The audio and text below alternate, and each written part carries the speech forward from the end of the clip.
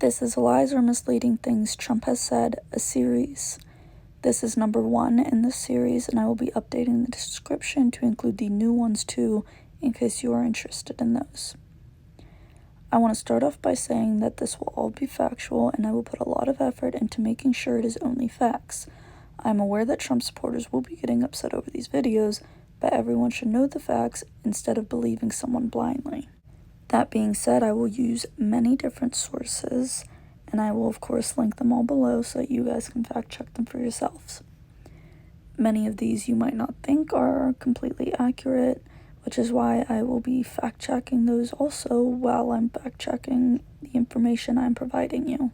One of Trump's most repeated claims is that we had the greatest economy in history of any country, not just ours, the greatest in history. So this is what I will be fact-checking today, if we really do and did have the greatest economy in history. So on the website that I got this from, Washington Post, which I will link below, alone you can read this all. I'm just going to read some bits and pieces. President could certainly brag about the state of the economy in his first 3 years as president, but he ran into trouble when he made a play for the history books to say it was the best economy in U.S. history. Goes on to say that it did better under President Dwight D. Eisenhower, Lyndon B. Johnson, and Bill Clinton. Gross domestic product grew at an annual rate of 2.3% in 2019, slipping from 2.9% in 2018 and 2.4% in 2017. But in 1997, 1998, and 1999, GDP grew 4.5%, 4.5%, and 4.7%, respectively. In that period paled in comparison against the 1950s and 1960s. Growth between 1962 and 1966 ranged from 4.4% to 6.6%. In post-war 1950 and 1951, it was 8.7% and 8%, respectively.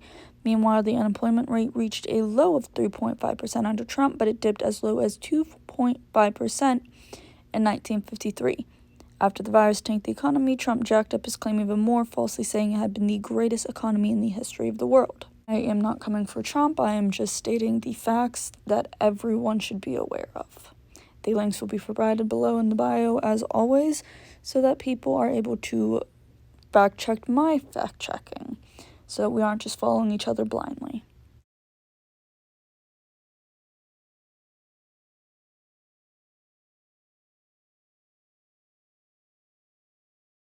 The fact that we have done a great job. We built the greatest economy in the world. I'll do it a second time. We got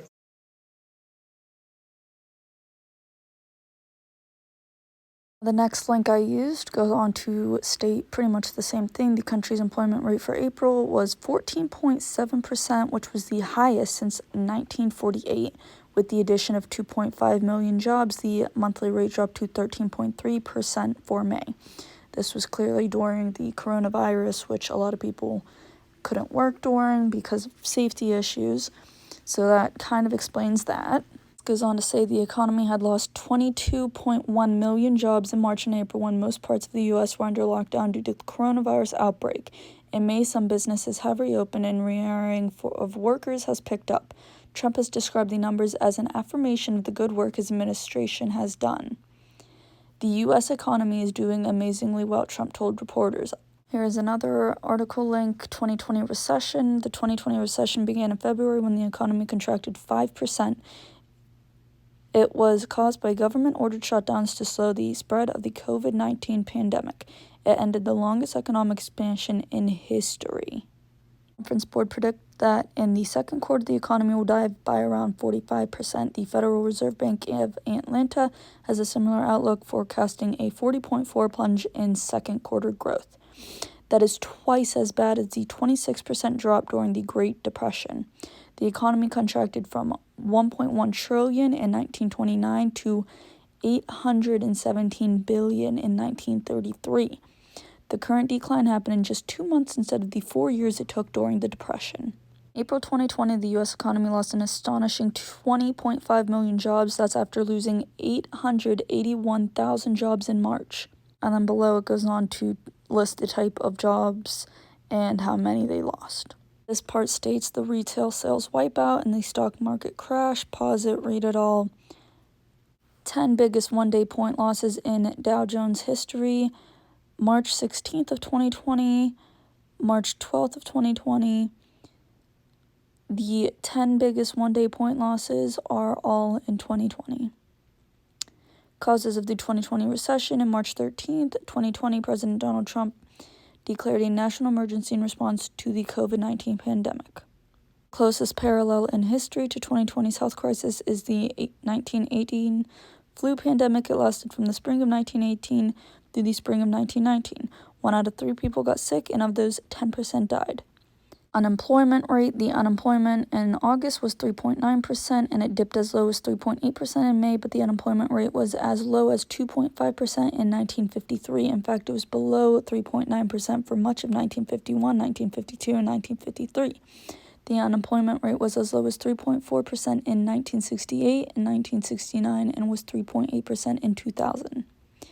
So this is pretty much stating that Trump saying that it was the lowest unemployment rate ever in history is false. Let's go on to say in a number of ways the current economy is the best the nation has seen since the late 1990s. Unemployment is a 50-year low, economic growth is steady, inflation is tame, and consumer confidence is high. This situation is helping many Americans get jobs and pay raises after years of struggles.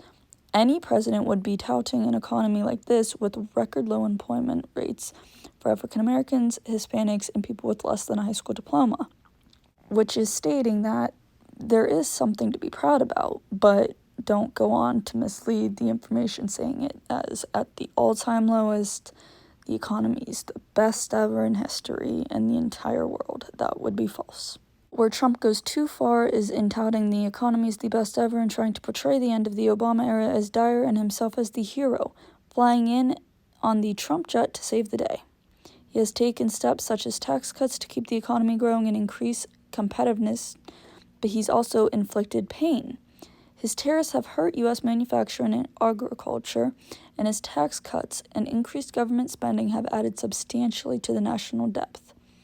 Consider economic growth. Last year, the U.S. economy grew 2.3%, about average for his expansion, and well below the 4% level Trump promised. So far in Trump's term, growth is averaging 2.4%. That's higher than under President Barack Obama or George W. Bush, but much lower than the averages of Clinton and Donald Reagan. It is also lower than the 4% Trump promised.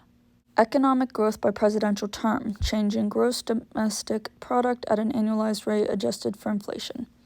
So Carter, it was about a little bit above 3. Reagan first, it was a little bit above 3. Reagan second, it was closer to 4, but still in 3.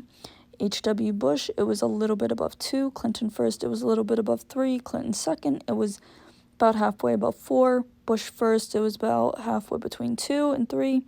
Bush second, it was at 2. Obama first, it was at about less than 1. Obama second, it was a little bit above 2. And Trump was at 2.5. So I searched which country has the best economy right now, and this is what it states, and I provided the link below, of course. Switzerland, Canada, Germany, Denmark, Japan, Australia, Sweden, Netherlands. Now, America might have the largest growing economy, but it is not the most economically stable. So Trump's claims are very misleading because it's causing people to believe that it's the greatest in the world, the greatest it's been in history, as Trump stated multiple times in many different formats. It's misleading, and it could cause people to believe that, even though it isn't true, because people don't typically do the research on that. There are things to be proud of, but you should not go as far as lying and twisting the truth.